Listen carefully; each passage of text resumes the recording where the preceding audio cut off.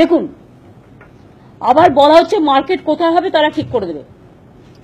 কি করে ঠিক করবে? ঠিক আছে, স্লটারের জন্য কি করে জানবে যদি কেউ দুধ দোয়াবে বলে গরু নিয়ে যায় কেনে? আমি কি বলতে পারি তুমি দুধ দোয়ানোর গায়ে কিনবে না? ছাগলের দুধ খায় বাচ্চারা, অনেক সময় অনেক অসুস্থ লোকেরা, ছাগলের দুধ কেনা যাবে না। কখন বলে দেবে মুরগির ডিম খাওয়া যাবে না? আমি তো এখনো মনে করি, আমি ভেজিটেবল খুব ভালোবাসি এবং আমি একদম পক্ষে।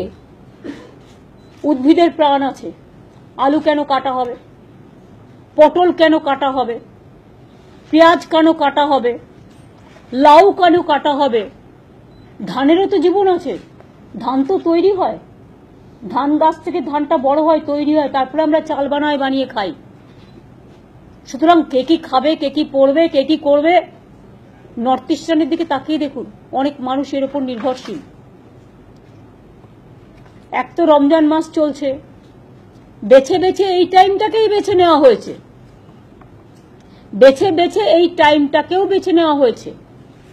শুনুন, আমি এখনো বলি আমি পাঁঠার মাংস পর্যন্ত খাই না, কিন্তু এটা আমার নিজস্ব ব্যাপার, আমি কি খাবো, আমি কি পরবো।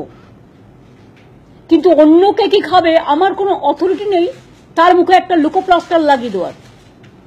আমার তো মনে হয় ফার্স্ট লুকোপ্লাস্টার যারা আইনটা করেছে তাদের মুখে লাগিয়ে দেওয়া উচিত। তার কারণ হচ্ছে তারা কনস্টিটিউশনটা মেনে চলছেন না। কখনো বলে দিচ্ছে গরুর কানে আধার কার্ড, মানে গরু দুল পড়বে আধার কার্ডে। আবার কবে গরুর কানে নাকছাবি দেবে কে জানে। সাজাতে সাজাক না, কান ফুটো করলে বুঝি লাগে না? মেয়েদের কান ফুটো করলে লাগে না? তুমি তো ওকে কষ্ট দিচ্ছ। গরুর কানে আধার কার্ড, গরুর নাকে নাকছাবি, একটা করে সোনার হার দিতে পারতো। গরু দেবতা গোমাতা আমরা সবাই পছন্দ করি, সবাই ভালোবাসি। গরু কি খায়?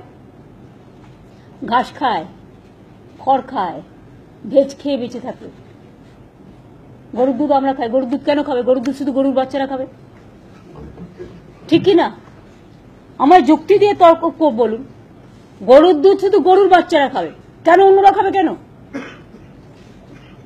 তার মুখের আহার কেড়ে নিয়ে বেস্ট ফিডিংটাকে প্রমোট করা উচিত। সুতরাং বলতে গেলে অনেক কথা এসে যায়। সুতরাং I am sorry to say all this, আমি কাউকে অ্যাটাক না করেই বলছি। আশা করি লোকের সীমাবদ্ধতার মধ্যে সীমা লঙ্ঘন করবেন না।